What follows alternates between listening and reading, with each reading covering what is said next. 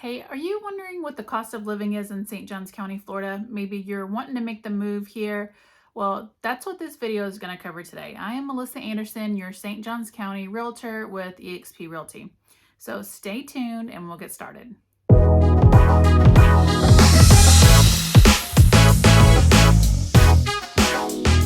Because you're curious about the cost of living here in St. Johns County, Florida. Well, you're in the right place because that's what we're going to cover today.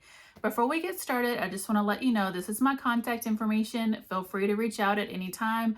I'm absolutely happy to help. Most of my clientele are all folks who are moving from somewhere else over here to St. John's for a better way of life, and it's my absolute pleasure to help you.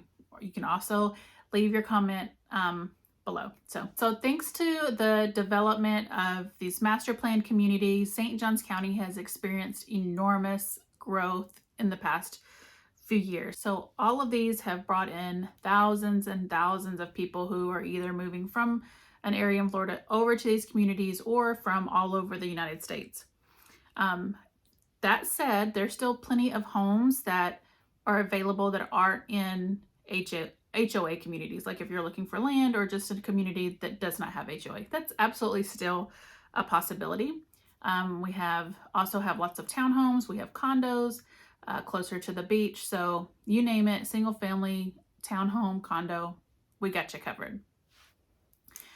So for a variety of reasons, the cost of living in St. John's is a little bit more than you can expect to pay compared to the average in Florida and across the United States.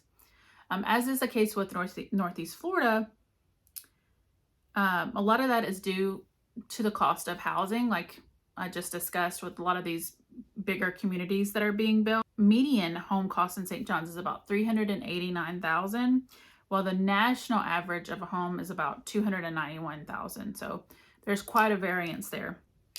I will also say just across the board, many people this year, the end of last year, saw kind of like a hike increase in their automobile insurance and also like homeowners insurance.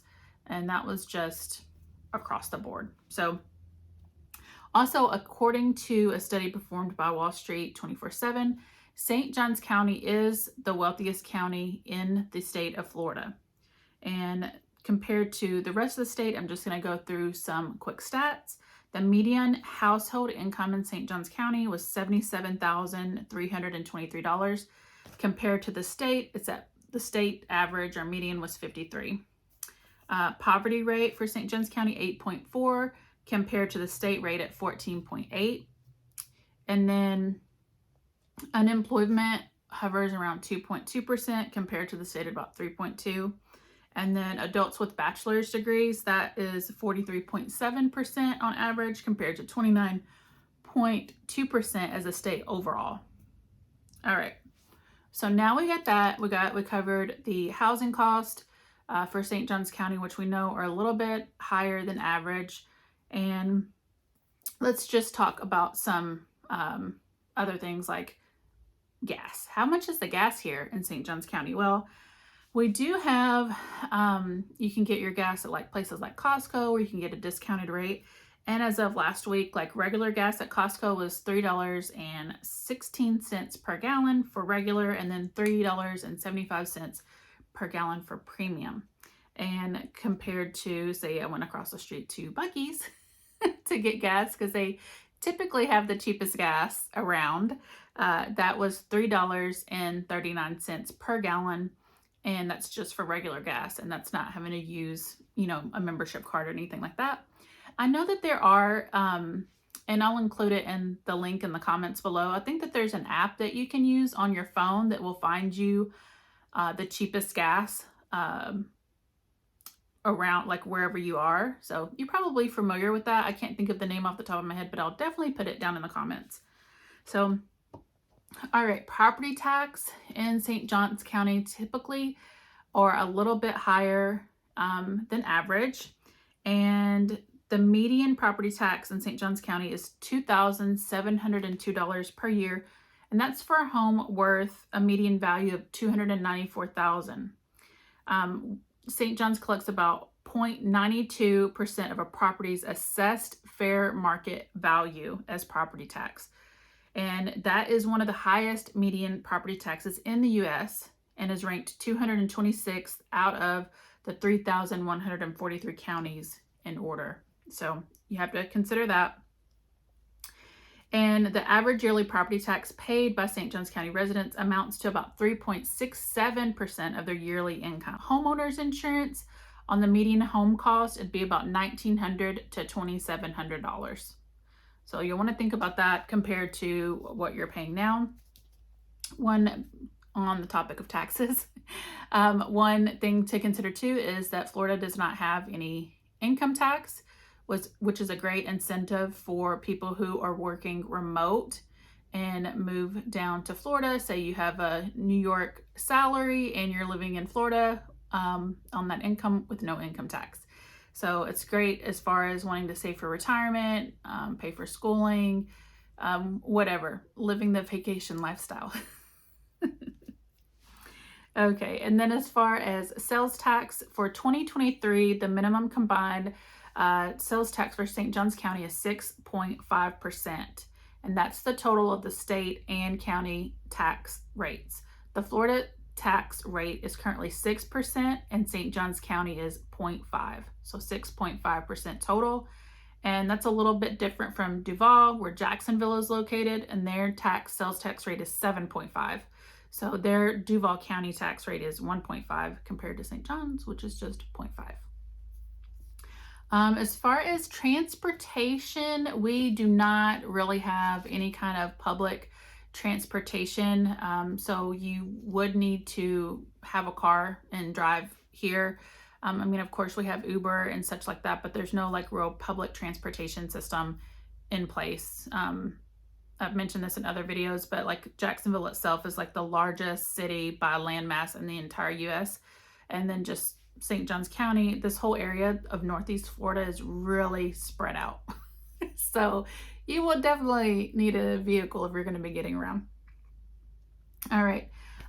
Going back to your property tax, I know that I said that St. Johns County has one of the highest property tax rates.